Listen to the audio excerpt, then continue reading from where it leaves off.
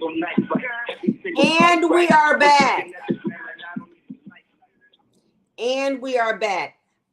Listen, there's a banner that I run, and it talks about my law firm. And what happens is people try to call that number to get on the radio. So I've put it at the bottom. It's 313-778-7600. But we do have some callers, and let's hear what they have to say regarding what their comments are. Okay, let's take a look. Okay, we've got Larry. Hey Larry, what's going on? Hey, Vonda, how you doing? I'm doing well. What's going on? What's your comment, sir? I got a bunch of things here. I'd like to, if I can have a few minutes, I'd like to address some of the issues you were talking about in relation to the issues that we are going through as a nation currently. The Medicare, Social Security matter, the loan debt, the student loans. I don't know where to begin, but let me just tell you what. And I'm going to try to give you facts, not opinions. Of course, sir. The issue with the debt, with the loans. About a year ago, Nancy Pelosi publicly said, and I've seen it on TV, this is, again, not an opinion. The issue is the legality of Biden to use, this is part of this Inflation Reduction Act, or so he said, which is, okay, that's an opinion. It's a farce in the way it's being, first of all, this he calls it an infrastructure bill, which I agree in principle with that, but that is absolutely necessary. It's been necessary for years. However, as part of this act, the intention was to have a student bailout bill, if that's the proper word. That, I believe, is illegal for him to be doing that. And really, why do you believe that it's illegal? I'm not sure the reasons why it's illegal, because I don't mean illegal. I think it's illegal for him to use that as part of the bill. I think in the way it was being handled, in terms of the way it was done through this bill, he's going to, cancel out student debt. To begin with, and this is something else that he is really not being honest about.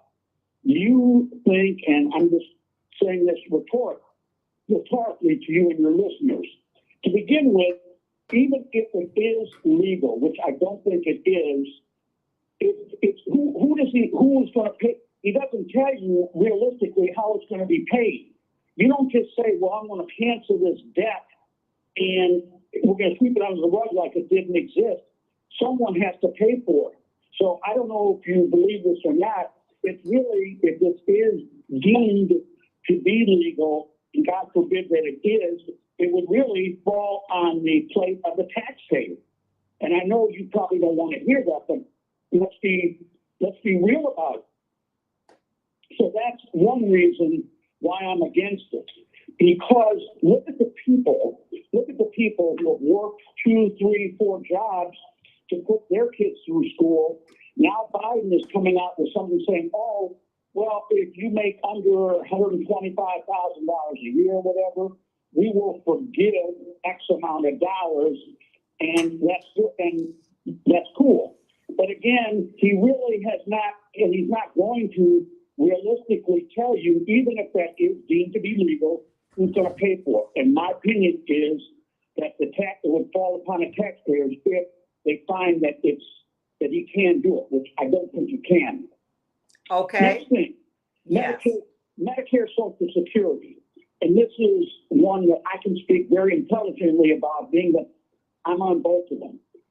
The issue, Social Security, was established in 1935 by Franklin and Roosevelt.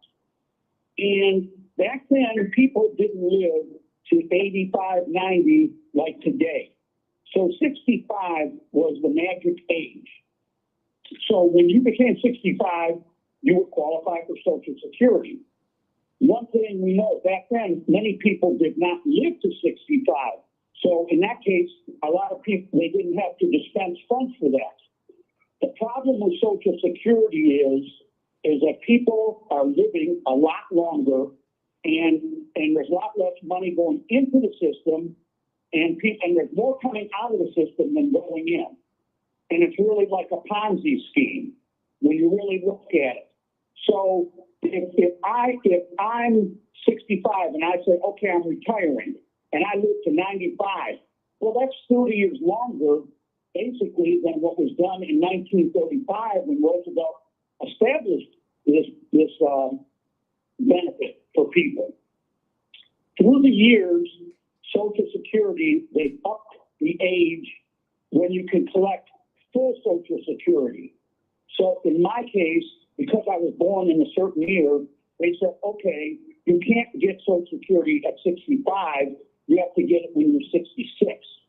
So when I became 66, I qualified for Social Security. Now that doesn't mean I took it then. You can wait. For every year you wait, you get 8% more on what you would get. So if you were going to get $2,000, let's say, you wait another year, you're going to get $160 more. If you wait another year, but you don't actually have to take Social Security till you reach the age of 70. You can't, there's no extensions beyond that.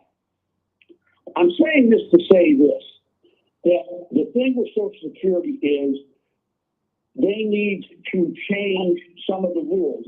I don't think the Republicans, I hope they don't, I mean, for reasons, but I hope they don't. I don't think the whole idea is to scrap it. I don't think that's what the plan is.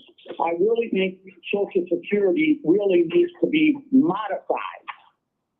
And I have ideas on how I would do it. I just don't know the right people to talk to. I have ways that I believe, I have certain ways that I believe I can have ideas where I could actually help salvage the system myself if I were able to talk to people. However, the ideas I have, they will have to be legislated, you know, and I don't know how involved that is. But many people, they get Social Security and they really don't even need it. The millionaires and billionaires, they really don't count on Social Security. So there's a lot of people who really don't need it, but yet get it. So the whole bottom line of what I'm saying about Social Security is the system, this is a broken system for that very reason. And another thing about this Medicare thing. So with Medicare, if you are making a certain amount of money, George Bush in 2006 said, okay, with your Social Security, you can get your Social Security. However, if you're making over a certain income, you have to pay additional money into the system. It's called IRMA, and it's an acronym, and I don't know exactly what it stands for. But what it says is this was done by George Bush in 2006 to basically help to conserve the money in the system. So there was less money going out, and the people who they felt over, and it's based on your income as a single person or as a married person. Right. So if you're single and you make over 85 grand, you're going to pay IRMA. So you're going to pay an additional fee for you get your Social Security, and with your Part D, which is your prescription plan, you're going to pay an additional fee over what you normally would pay into that as well. And depending on your income, it can get, pretty expensive. But the whole idea behind it, and again, this was George Bush, this was not a Democrat. George Bush saw the problems in the system, and he acted to try to conserve it. And that's the main thing about the Social Security and Medicare thing. Right. But I do agree with the idea of the infrastructure, what Biden did. And, I'm not a Biden fan. I really don't. Okay, but Larry, I'm telling you, you have such awesome ideas, but we've got 3 more callers on. I'm going to try to get to them, so we need to wrap it up a little bit, but go ahead. I'm sorry. If you have a question, and then the same thing, I'll just tell you the same thing with the pension thing you're talking about with yourself and other people. I faced myself, I'm, like anybody else who's in the market, and I faced a tremendous amount of paper losses this year, and I've made some adjustments even to my accounts, and hopefully I'm going to be all right going forward. But yes, I'm telling you, the stock market is in very bad shape, and I do agree with you, and it's very frustrating for those who either have a 401 who are invested in the stock market. I mean, I have a lot of ideas. I don't really want to go through it on the radio about the things that I'm doing because I just don't have the time, or you don't have the time to hear my ideas as far as what I'm doing that I believe would be helpful to many listeners as far as how to short term, how to deal with the volatility and the loss that everybody is taking in the market. But all I can say is, easy for me to say maybe, the worst time to sell is in weakness. You never want to sell. It's the worst thing people do. We're getting ready to go to a commercial, but look, Larry, thank you so much for calling in, for being a faithful listener. I've got 5 callers. I want to hear your comments. We're going to go to a commercial because that's how we pay the bills around here. And when we get back, I want to hear your comments. Again, that number is 313-778-7600. Do you have an idea for an invention or new product? Do you think companies